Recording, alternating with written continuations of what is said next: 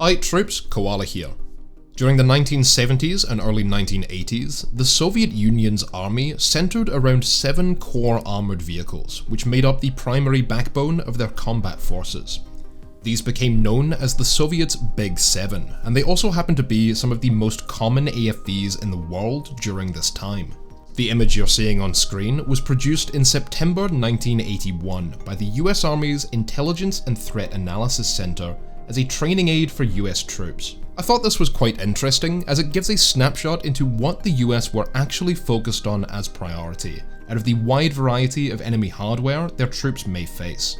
The combination of these vehicles is also just as important as the vehicles themselves, as for example, Soviet motor rifle divisions and tank divisions housed every single one of these vehicles, and would employ them together in different configurations in various ways. In today's video, we'll be using this graphic as a baseline to talk about these core Soviet AFVs, going into a little bit about what they are, as well as how they operate, the kind of threat they pose, and why they're on this list. I'm also drawing a lot from this document, which, while it was produced several years later, still gives us a good insight and goes into a lot more detail about Soviet army units and their structure, listing which vehicles and how many were equipped to each unit type, and how the Soviets' Big Seven fit within the wider Soviet army.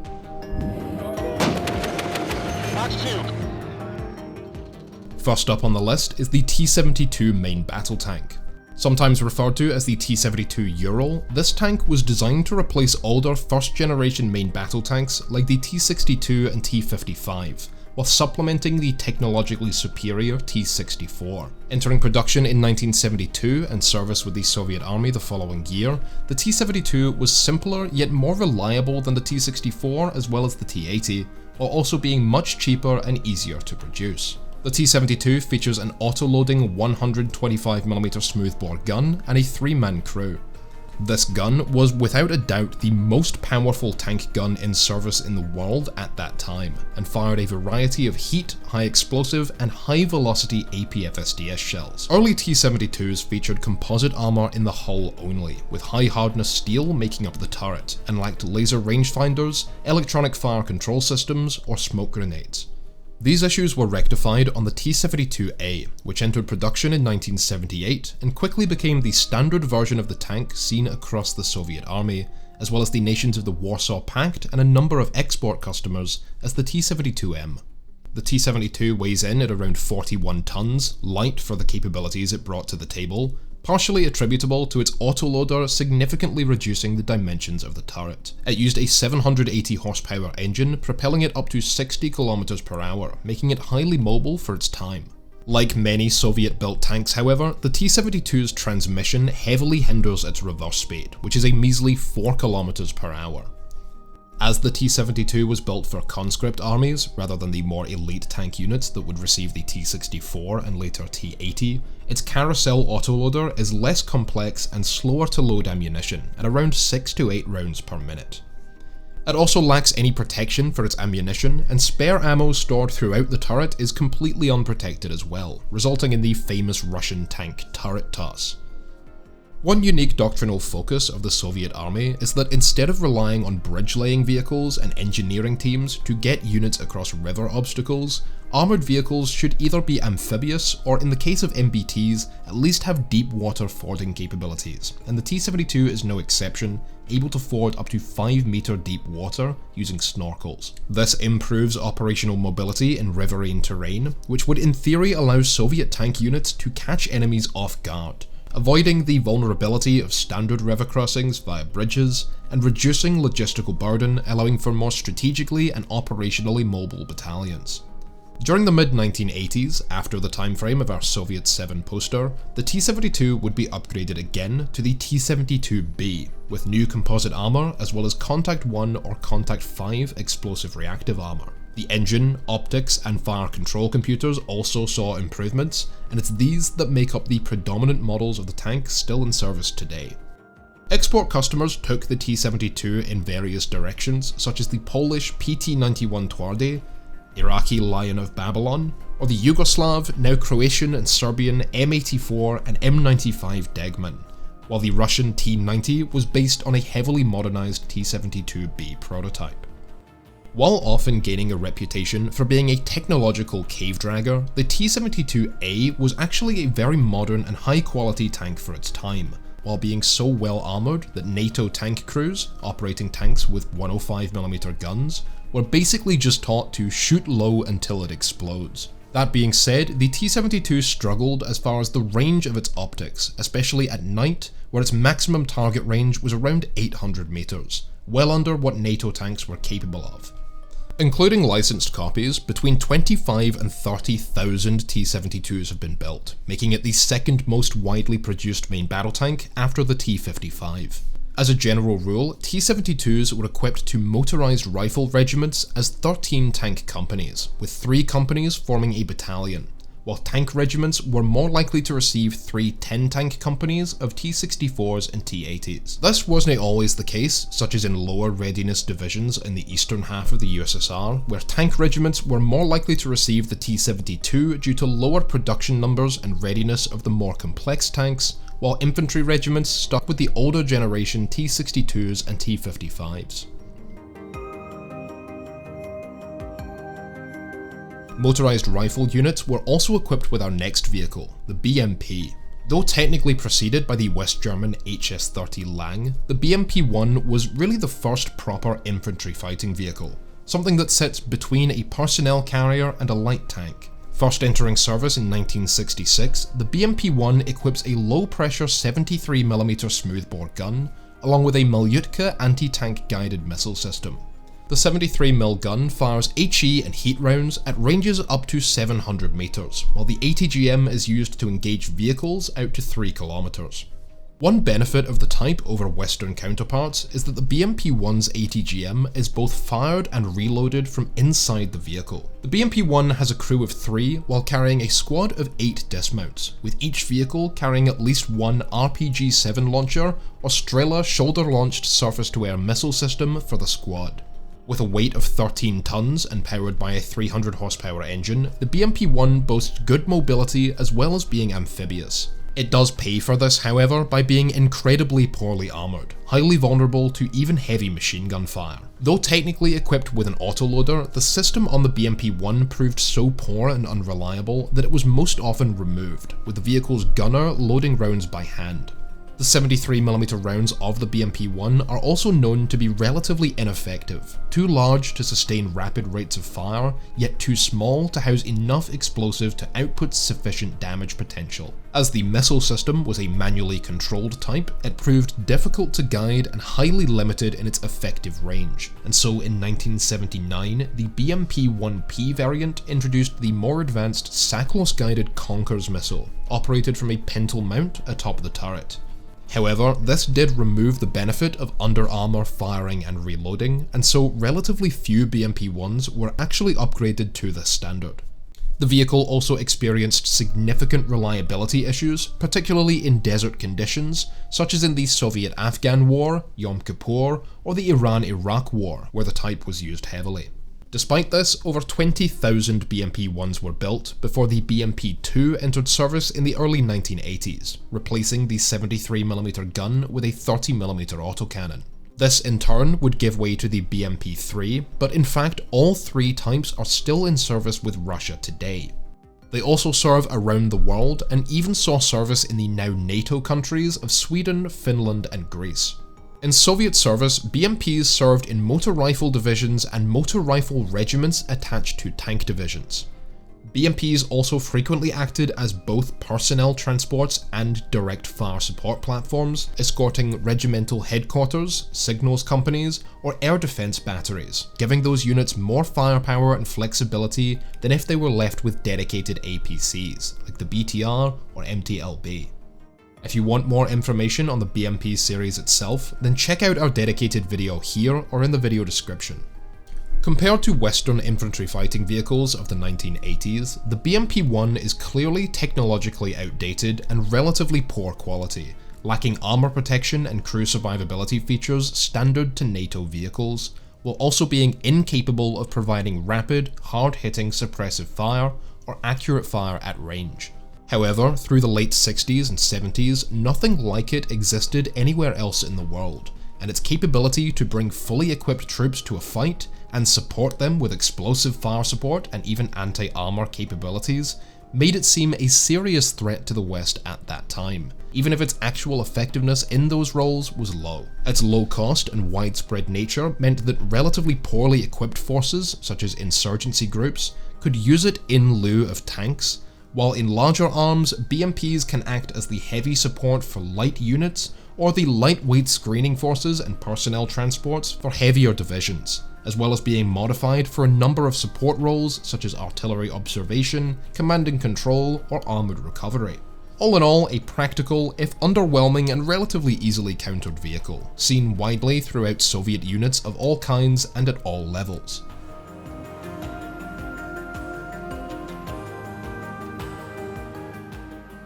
Okay, so moving on, we have the low-level air defense provided by the ZSU-23-4 Shilka. This is the oldest vehicle on this list, operational since 1965, having been designed to replace the older ZSU-57-2 Sparka. It's also the only vehicle on this list that's had the privilege of me sitting on it. This is a 4-man vehicle weighing 19 tons and mounting a 280 horsepower engine, which allows it to reach a respectable 50 km per hour. The designation refers to its 4 23mm autocannons, which collectively can spit out almost 3,500 rounds per minute, and are effective out to 2,500 meters against aerial targets. The Shilka also features a search and track radar with a search radius of 20 kilometers and 18 kilometer tracking range. 2,000 rounds are carried, with standard practice being to fire 8 to 12 round bursts at a time. Maximum range of the guns is between 5 and 7 kilometers, and their high elevation allows Shilkas to act as powerful ground support elements in built-up urban or mountainous terrain. This made them particularly useful in the mountains of Afghanistan during the Soviet-Afghan War, as well as urban combat operations in Syria and Chechnya. While the Shilka was designed to defend bases and command posts only, with the 37mm equipped Yenisei escorting combat units, in the end the Shilka won both races. 6,500 were built, equipped to AAA batteries in virtually every motorized and mechanized regiment of the Soviet army. Initially, they supplemented remaining Sparkas, with each anti-aircraft battery getting 4 ZSU-57s and 4 ZSU-23s, though by 1970 these had mostly all been converted to entirely Shilka units. This was relatively short-lived, however, as that same decade, the Strela self-propelled infrared SAM system began to equip AAA batteries as well, returning the battery structure to one platoon of 4 Shilkas, the other consisting of 4 wheeled Strela 1 or later tracked Strela 10 systems. For the time of its production, the Shilka was a surprisingly impressive system, though it pales in comparison to the German Gepard. When paired intelligently with divisional SAM systems like the S-125 or Kub, which could force enemy aircraft to fly low in order to avoid them, Shilkas proved a significant threat to modern aircraft for the time, proving effective against the Israeli Air Force in Yom Kippur. Shilkas have been upgraded and modernized in several forms since the 80s, though none of these have really seen large-scale production or use, and they're now only used by some Russian Navy units, along with several African or Middle Eastern countries such as Algeria, Cameroon, Libya, Iran and Iraq, along with India and Vietnam. They ended up being largely replaced in the Soviet and Russian service by the much more capable 2S6 Tunguska in the late 80s and 90s, which features 30mm guns as well as SACLOS-guided surface-to-air missiles and a much more capable radar complex. Longer range air defense was provided by the 9K-33 OSA, known to NATO as the SA-8 Gecko. If you want to know more about how NATO assigns names and designations to Russian equipment, you'll find a dedicated explainer video for that here and in the description below. The OSA was designed in the 1960s as an intermediary counterpart between the Strela Manpads and Shilka SPAAGs of combat units, and the longer range Neva or Krug systems which provided strategic air defense at division level. Entering service in 1972, it has a standard crew of 5 and weighs in 17.5 tons. The OSA is a unique vehicle, being an amphibious, highly mobile, fully self-contained SAM system, meaning the missiles and radar complex are all incorporated into the platform. This is referred to as a TELAR, standing for Transporter, Erector, Launcher, and Radar, which is very different to the American MIM-23 Hawk system, where missile mounts, search radars, tracking radars, and control centers are all each towed to their location by a separate vehicle. The OSA's onboard search radar can detect targets out to around 30 kilometers, while the primary tracking radar system has a range of 20. Either side of the tracking radar are continuous wave target illumination radars for the 4 semi-active radar homing missiles, which have a range of up to 10 kilometers. The system is also capable of guiding 2 missiles simultaneously against 2 separate targets, provided they're in relatively close proximity. In 1975, the system was upgraded to the OSA AK standard, now with 6 missiles housed in enclosed boxes, and again to the AKM in 1980, with newer missiles and a longer range search radar. The vehicle itself is capable of up to 80 km per hour on roads, 55 off-road, and 10 km per hour in water. And with a setup time of only 40 seconds, the OSA can easily keep up with high mobility units.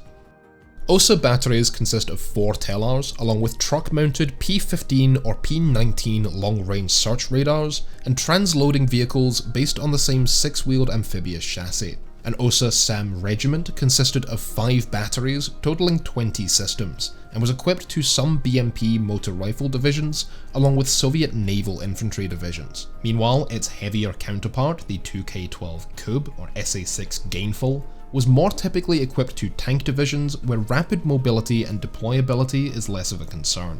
It should be noted, however, that even in the motor rifle units, the SA-6 was actually still the more common system, and of all the vehicles on this list, the OSA is by far the least produced at only 1,200 units, around half of which were operated by the Soviet Army. The 9K-33 OSA was replaced in its role after the fall of the USSR by the 9K-330 Tor system, while the Kub was upgraded to become the 9K-37 Buk. The OSA should be considered superior in capability and versatility to its main European counterpart, the Roland. Its search and track radars both have superior range, as do its missiles, which in turn are also better against maneuvering aircraft given their semi-active radar homing guidance system, as opposed to the Roland's optical guidance. The ability to guide missiles at 2 targets simultaneously is also a benefit which Western SAM units of this class tend not to have. The vehicle is also more tactically and operationally mobile, though Roland SAM systems do carry more missiles on board, but all this comes at a price. Because it mounts all its systems on a single chassis, while Western designs tended to split radars and missiles onto multiple platforms, the OSA is large, relatively heavy, and expensive. Not only does its size make it an easier target, but it also reduces strategic mobility as the OSA may not fit through certain rail or road tunnels or onboard certain airlift assets. Frontline maintenance units may also find it difficult to service vehicles of this class, requiring them to be transported further afield in order to be repaired. And if any individual component experiences issues, the entire system is removed from the battlefield. Compare this to a separated system like the American Hawk or the more common Russian SA-6, wherein if any individual component fails or gets damaged in combat, it can be much more easily replaced without taking the entire complex away from the unit. Their systems can also be spaced apart when deployed in order to make them less vulnerable to attack. Both of these systems also have even greater range than the OSA as far as radar detection, radar tracking, and missile range. The OSA can be said to sit in an odd niche, between true SHORAD and medium-range air defences like the Hawk and SA-6. However, it still poses a significant threat to NATO air assets conducting close air support, especially lighter subsonic attack aircraft like the A-4, Harrier and Alpha Jet, and attack helicopters like the Cobra or Apache. From air defense to air attack, we come to the Mi-24 Hind. Developed through the 1960s in response to combat helicopters across Europe and the United States, namely the British Scout and American Cobra, the Mi-24 was the Soviet Union's first purpose-built attack helicopter or gunship, and first flew in 1970. Featuring a twin-engine and twin-seat arrangement, the distinctive double-bubble cockpit design becoming standard with the Mi-24D model, the Hind was designed as a combination troop transport and attack helicopter, also called an assault helicopter. It's also sometimes given the nickname of a flying tank, though a flying AFV would be more appropriate, with its ability to carry 8 fully equipped troops. The Hind weighs in empty at 8.5 tons, well over 3 times the empty weight of the American Cobra, and maximum takeoff weight is 12 tons, while top speed is over 300 km per hour. As for onboard armament, the Mi-24 typically mounts a 12.7mm rotary machine gun in a chin turret, though some variants instead mount 23mm gun turrets or fixed twin-barrel 30mm cannons. Its weapons stores consist of primarily unguided rocket pods, as well as gun pods, bombs, and Falanga or later Sturm anti-tank missiles. R-60 air-to-air missiles can also be carried, and in fact part of the Mi-24's envisioned role was to hunt down and dogfight enemy helicopters attempting to conduct close air support in contested airspace. The Mi-24 was heavily employed during the Soviet-Afghan War, where several issues were quickly found with its design. While the concept of a helicopter that can both deploy troops and then back them up in a close air support capacity may seem attractive at a glance, the truth was that only one of these roles could really be performed at a time. Carrying fully equipped squadrons of troops significantly diminished either weapons payload or fuel load and therefore range, while trying to perform attack helicopter duties with potentially 2 tons worth of men and equipment in the back was far from ideal. This meant that Hinds in a troop transport role were typically minimally armed, while fully armed Hinds acted in an attack helicopter capacity only, or perhaps saw some ad hoc use as airlift assets after conducting their attack runs. Similarly to the OSA's shortfalls as a fully self-contained system, if you lose a Hind in battle, you're losing both your troop transport and attack helicopters in one. This was a significant issue during the Soviet-Afghan War, especially once US-supplied Stinger manpads reached the Mujahideen forces, and several hundred Mi-24s were downed during the war. Mi-24 models quickly saw upgrades throughout the 1970s and 80s, including infrared signature suppression systems and flare decoy dispensers in an attempt to negate these vulnerabilities, with optics and avionics improvements also coming throughout the years, including helmet-mounted sights. In Soviet Army tank divisions, Hinds operated in 40-unit squadrons, able to fulfill reconnaissance, close air support, anti-armor, and supply or troop transport roles, alongside Mi-8s and some older Mi-2s. The Mi-8T variant could also operate in a mixed role, carrying many of the same weapons as the Mi-24, just in a lesser capacity, while also carrying troops, and standard units in this role might have 6 Mi-24s and 2 Mi-8Ts. These 6-unit Hind squadrons were also supplied to tank regiments, primarily to act in an armed reconnaissance capacity, and these smaller squadrons were also supplied to motorized rifle units at division level for recon and CAS. Soviet Army airborne divisions did not operate their own Hinds, instead relying on support by helicopters operated by the Soviet Air Forces. This allowed for attack helicopter support to be called for dynamically without airborne units being weighed down by having to accommodate maintenance and resupply of the aircraft themselves. However, this does lengthen the time it takes for attack helicopters to be deployed to aid the unit, as opposed to the unit having aircraft organic to its structure, as in the American 82nd or 101st Airborne Divisions. It was the Soviet Air Force's Hinds that were also mostly responsible for specialized operations like anti-armor missions or deploying special forces. As a combination attack helicopter and troop transport, the Mi-24 Hind really has no comparator anywhere else in the world. While these features made it great for export to countries with smaller military budgets who couldn't afford to operate dedicated fleets of both transport and attack helicopters, it complicated matters for the Soviet Union probably more than it was worth. Despite its large dimensions and heavy takeoff weight, the Mi-24 carries less troops than a UH-1 Huey or UH-60 Blackhawk, while in its fully armed configuration, it doesn't carry any more than an Apache or even later models of the AH-1 Cobra. In a recon or attack role, it's needlessly large and sluggish, and this also makes it unwieldy and impractical in many situations where the infantry need it the most. Because of this, Hind squadrons were still supported by dedicated transports for things like medevac or resupply, and eventually the Soviets adopted the Mi-28 as a more specialized attack helicopter, something more akin to the US Apache. All that being said, the Mi-24 has an incredible capability to suppress enemy positions with a hail of rockets and gunfire, and it provides crews with a decent amount of armor protection as well. The modern day Russian army still utilize many Mi-24s of different variants, including the heavily upgraded Mi-35M, while dozens of export customers operate the type with a total of over 2,600 built. The last two vehicles on this list are the two self-propelled artillery systems, the 2S1 Gvozdika and the 2S3 Akatsiya. The 2S1 is the smaller of the two, mounting a specialised version of the D30 122mm towed howitzer. Designed in the late 1960s, the 2S1 entered service with the Soviet Army in 1972. Interestingly, this vehicle is denoted as M1974 on the Soviet 7 poster, as this is the year it was unveiled to the public during a Polish army parade. Built on the MTLBU chassis, a heavier variant of the standard MTLB, the 2S1 has a 4-man crew and weighs just under 16 tons, with a 300 horsepower engine propelling it to up to 60 km per hour. It's also fully amphibious, though not with a full ammunition load, which in turn is 40 rounds.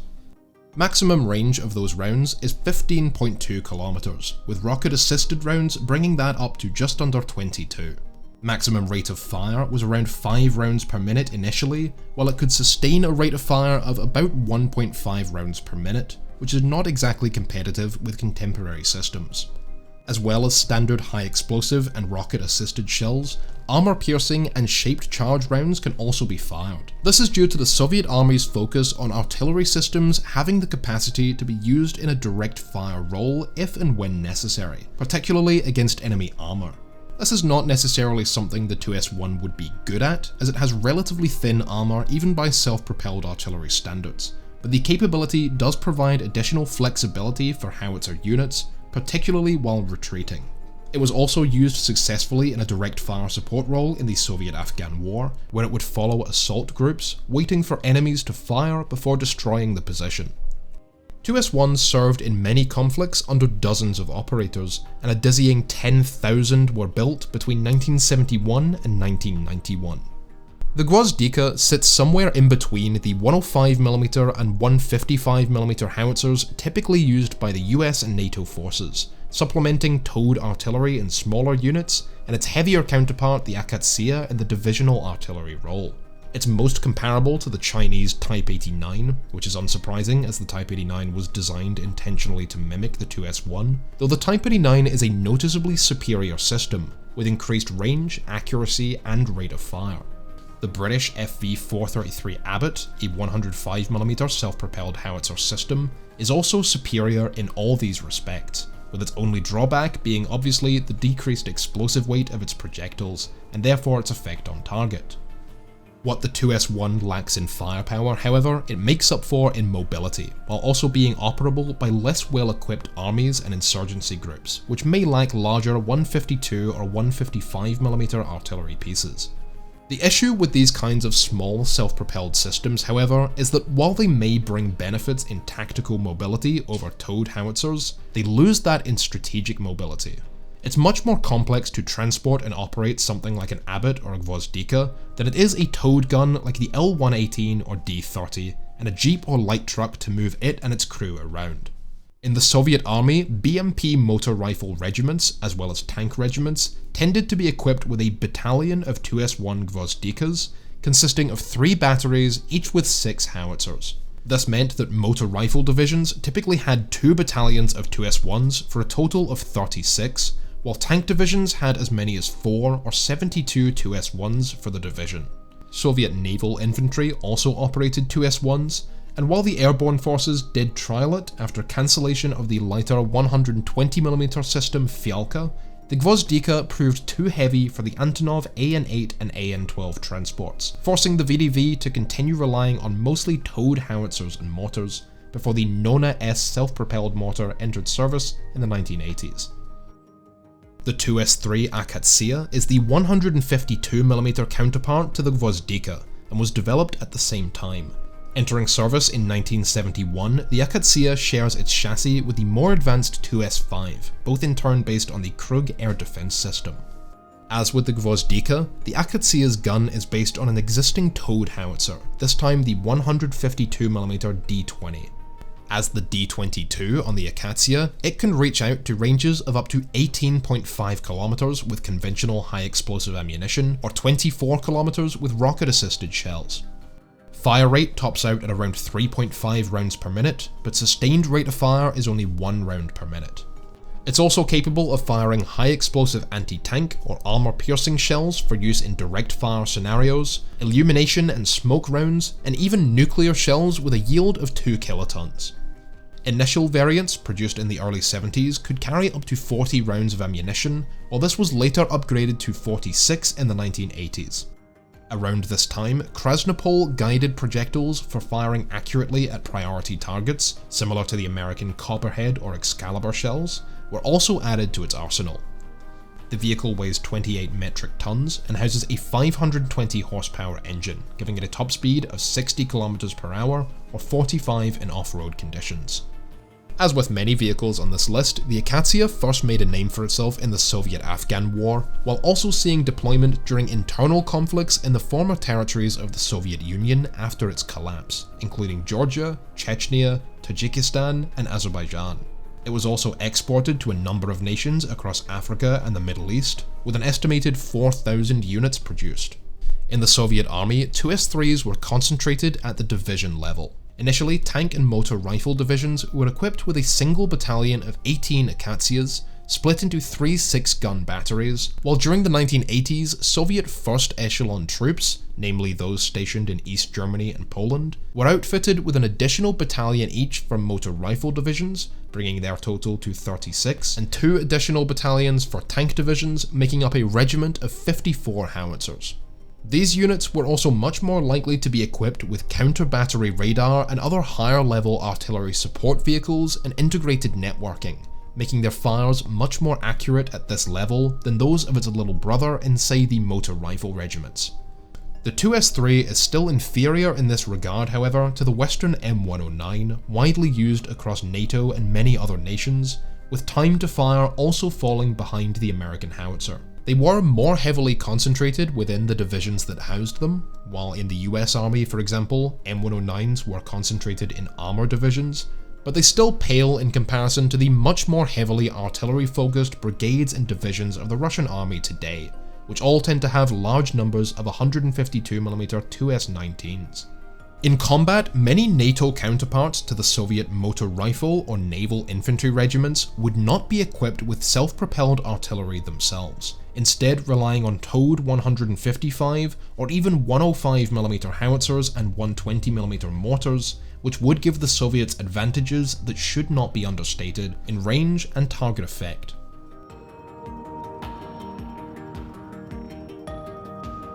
So that's the Soviet 7 itself. But before finishing the video, I wanted to go over some of the reasons why these particular 7 systems are featured while other vehicles were left out, despite their importance in the Soviet army as a whole. Because of when this graphic was produced, it noticeably lacks the 2S9 Nona S self-propelled mortar, the BMP-2 infantry fighting vehicle, or the 2S6 Tunguska air defense system, all of which entered service in the early 80s. Meanwhile, the T-64 and T-80 MBTs were presumably left off for the less advanced T-72 because of the T-72's much higher prevalence within standard Soviet tank regiments, as well as the nations of the Warsaw Pact and foreign operators like Iraq, Syria, or Yugoslavia. One of the more odd inclusions on this list, in my opinion, is the OSA SAM system, while on the other hand the BTR series of wheeled personnel carriers makes no appearance. BTR 60s and 70s, similar to the Canadian-built LAV used by the US, made up the other half of the Soviet motor rifle divisions alongside the more heavily armed and armoured BMPs, and they were extremely common both in the Soviet army itself and among export customers. I suspect the reason for leaving the BTR out of the list is because the versions that existed at the time never had direct combat variants that entered service, unlike the later BTR 80A and BTR 82. However, this explanation in my opinion very much undersells the threat of the 14.5mm KPV heavy machine gun, which outperforms the US M2 Browning 50 cal in almost every regard. At the very least, the BTR would have been a common target for US troops, much more so than the OSA, while also being more relevant to the typical missions of an infantry company. The Strela series is also missing from the list, despite being much more common than the OSA, possibly because the US simply didn't see vehicle-based manpad systems as a significant threat, when shoulder-launched Strelas were far more common again, or they simply didn't realise just how common the Strela 10 was and would become when this graphic was produced. It obviously doesn't work to say that the Strela was no threat to ground troops, because neither was the OSA. It's possible that the point of the OSA's inclusion on this poster was simply to cover more of the different kinds of units present in Soviet divisions, with the Shilka being the more relevant SHORAD threat, and the OSA serving as a representative of Soviet divisional air defences. But in that case, the 2K12 Kub SA-6 would surely have made more sense to take into account. Perhaps the OSA was included as it would have been a primary threat to Western ground attack aircraft, namely the A-10 Warthog, while the SA-6 was something that would more than likely have been intentionally targeted before any presence of Western CAS aircraft in the AO, in turn itself a task that would be a primary mission objective. In other words, when it comes to division-level air defences, the OSA is the one you're much more likely to come across without prior preparation, and thus is more relevant to cover in basic training. At least that's my hypothesis. The last possibility is that the US Army simply expected the OSA to become far more prevalent than it actually did, assuming that it would take on the role of primary air defense in more regiments, such as BTR motor rifle regiments, while in reality this never happened, partially thanks to the Tunguskas being capable enough to close the gap.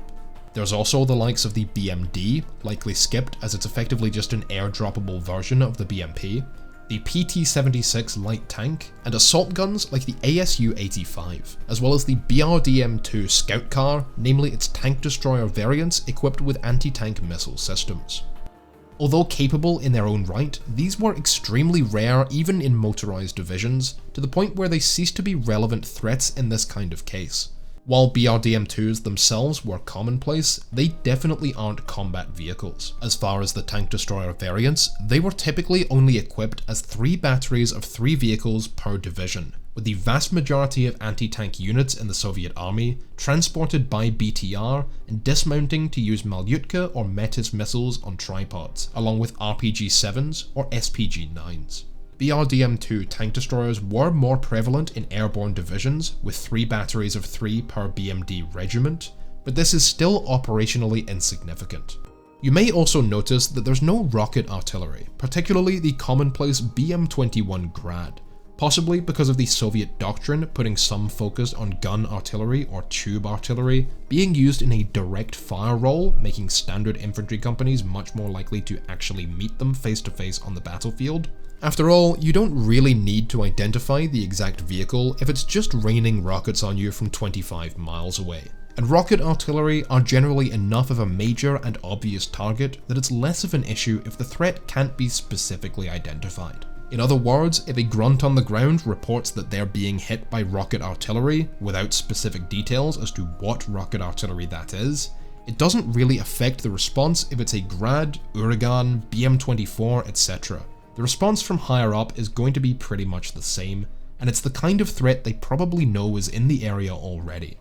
The BM-21 rocket system would also be more difficult to recognise from its counterparts, as it is just a turret that can be mounted onto the back of a number of regular Ural, ZIL or Gaz trucks, just like the BM-14 or 24.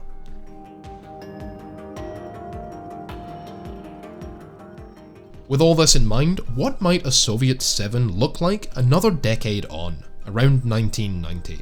Well, this would likely have included the T-72B, BMP-2 or 3, and the Mi-24, very similar to what we see in 1980, along with the Musta S replacing the 2S1 and 2S3, and the Tunguska replacing the Shilka and Osa. The leftover spots would be taken up by the 2S9 Nona S self-propelled mortar, which I guess kind of takes over from the 2S1, and the BTR-80 APC, which is of far more significance to the late Soviet army than its earlier counterparts were for their own time, along with having variants with a more impactful threat. Swap out the Tunguska for the Buk or Tor, and we've gotten ourselves a modern Russian version as well. though this is of course ignoring significant changes in doctrine between the modern Russian army and its Soviet ancestor, which are not at all the same thing. The size of formations has changed, the way helicopters are used and the levels at which they are deployed has changed, the same being true for air defences, and the overall missions of each element have changed across the armed forces numerous times. For example, rather than army divisions operating attack helicopter squads, these days it's the Russian aerospace forces operating with organic ground elements. The VDV operate with T-72 main battle tanks, more maneuver elements operate with more howitzer batteries, you get the idea. It's important to remember as well that these specific numbers I've been giving in this video are rule of thumb baseline figures only, meant to exemplify how these units might be used in combat and will change based on the readiness level of the unit, general restructuring over time based on economic and geopolitical factors, or combat losses and experience in wars like Afghanistan, Chechnya, Georgia, or Ukraine. For example, the Soviet airborne forces in Afghanistan, upon losing BMDs in combat, were typically reconstituted with the more heavily armed and armoured BMPs to continue fighting with, only reverting back to the BMD after the war.